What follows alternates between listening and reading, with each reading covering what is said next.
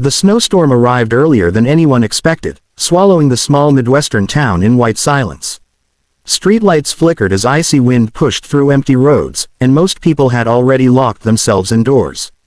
Winter nights here were unforgiving, cold enough to turn small mistakes into dangerous ones. Near the edge of Main Street, a motorcycle sat motionless beside the curb. Its rider, a tall man in a heavy leather jacket, crouched beside the engine with stiff fingers. The bike refused to start. He had tried everything: choke, throttle, patience, but the cold had won. His gloves were soaked, his knuckles red, and his breath came out in shaky clouds. Pride told him to keep trying. His body told him he was losing heat fast. Across the street stood an old diner, closed for the night. One light still burned near the entrance. Inside, a woman mopped the floor, moving slowly, her shoulders tense with exhaustion. She had stayed late to clean because overtime meant groceries for the week. When she glanced through the foggy window, she noticed the biker. At first, she hesitated. People like him didn't usually bring anything but trouble, at least that's what the town believed. Minutes passed. He was still there. She watched him stumble slightly as he stood, leaning on the bike for balance. That's when she grabbed her coat. Stepping outside, the cold hit her hard. Snow crunched under her boots as she crossed the street. Up close, she could see his face clearly now, tough, weathered, but pale. This wasn't a man looking for a fight. This was a man on the edge of freezing. "Bike trouble?" she asked. He looked up, surprised. For a moment, his hand tightened on the handlebar. Then he nodded. "Won't turn over. Guess I pushed my luck." She reached into her pocket and pulled out a few crumpled bills. "Here, there's a motel 2 blocks down. It's not much, but it's warm." He shook his head immediately. "No, I can't take that." She pressed the money into his hand anyway and closed his fingers around it. Her voice was calm but firm. "Keep your money," she said. "Just don't freeze out here."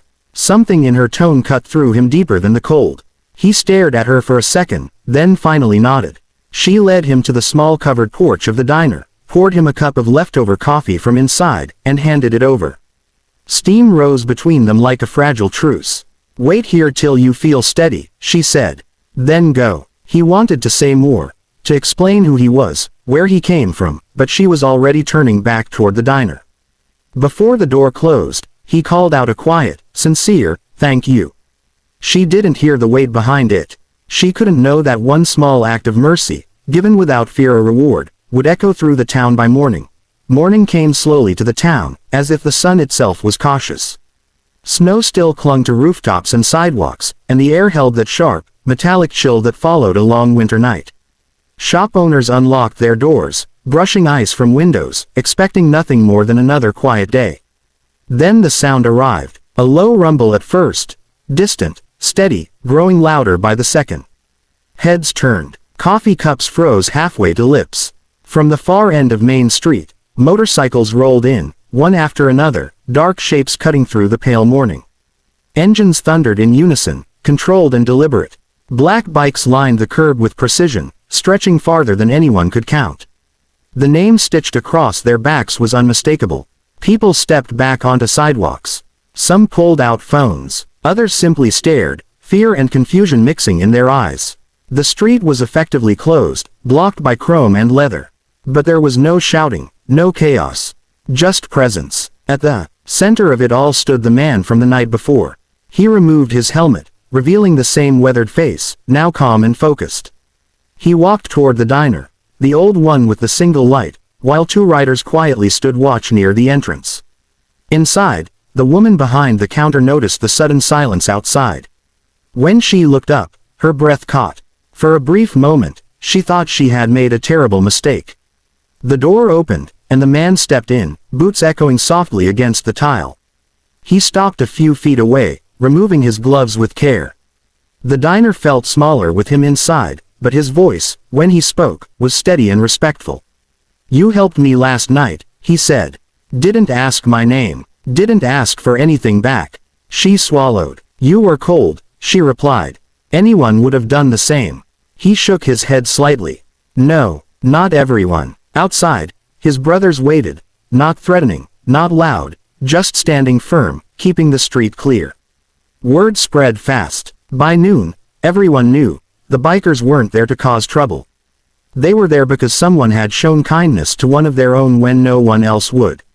A mechanic arrived and rolled the motorcycle away for repairs, paid in full. A contractor showed up next, fixing the diner's broken sign and cracked porch. An envelope was quietly placed on the counter to cover heating bills through the rest of winter. No speeches, no cameras. Before leaving, the man met her eyes once more. "Kindness matters," he said. "Sometimes more than people realize." Engines roared back to life, and one by one, the bikes rolled out of town, leaving behind a street unharmed, and a community changed.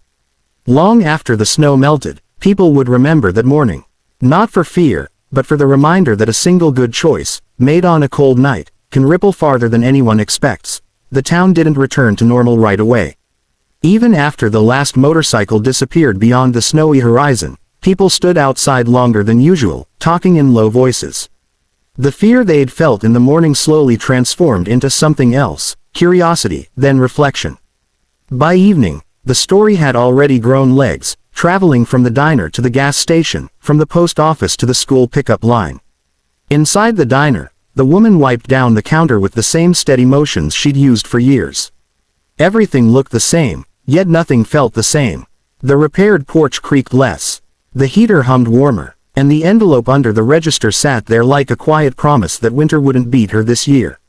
She didn't tell anyone what she'd done that night. She didn't need to. The town filled in the blanks on its own. A few days later, a delivery truck arrived with new booths and kitchen equipment, paid for anonymously. Customers started coming in earlier, staying longer. Tips grew heavier. Someone painted the diner's sign by hand, brighter than before. On it, in small letters beneath the name, were the words, "Hot coffee. Warm welcome." The biker returned once, alone. This time, he parked carefully and walked in without the weight of an audience. The diner was busy, but when she saw him, she recognized him instantly.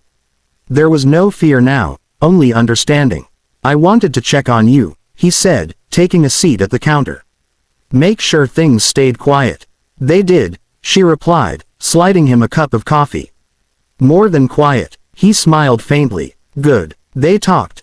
Not about that morning, not about patches or reputations, but about weather, roads, and how hard it was to keep places like this alive. Before he left, he placed exact change on the counter and stood. "You gave help when it wasn't easy," he said. "That kind of thing spreads. Even in places people think are rough." After he walked out, the town seemed a little different. People held doors longer. A neighbor shoveled another neighbor's sidewalk without being asked. The mechanic fixed a car late one night and waved away payment. Winter eventually loosened its grip. Snow melted into streams along the curb. Life moved on, but the lesson stayed. Years later, newcomers would ask why the diner was always busy, why the town felt close-knit despite its size. And someone would always say, it started one cold night, when a woman chose kindness over fear. No one ever blocked the street again. They didn't need to. The town had learned something stronger than intimidation. That compassion, given freely, can stand its ground all on its own.